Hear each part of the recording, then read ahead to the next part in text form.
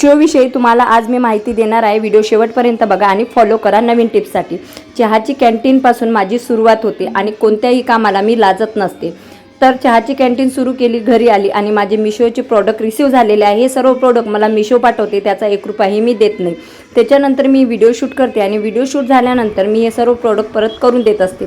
जे मला आवडते त्याचे पैसे मी स्वतः पे करते, नाहीतर ॲड करून ते प्रोडक्ट परत द्यावे लागतात। त्याच्यानंतर संध्याकाळ झालेली आहे। आज व्हॅलेंटाईन डे होता। मला एक मोठा टेडी घ्यायचा होता। कोणासाठी ते पुढे सांगणार आहे। व्हिडिओला लाईक, कमेंट, शेअर, सबस्क्राईब नक्कीच करा।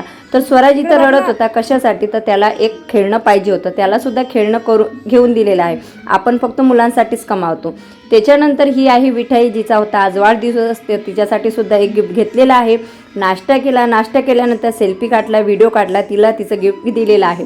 फायनली मी घरी आलेली आहे। आई टेडी बघून भरपूर रागावली होती। नंतर मी आईला सांगितलं हा टेडी स्वरासाठी घेतलेला आहे। तुम्हाला व्हिडिओ कसा वाटला नक्की सांगा आणि लाईक करा।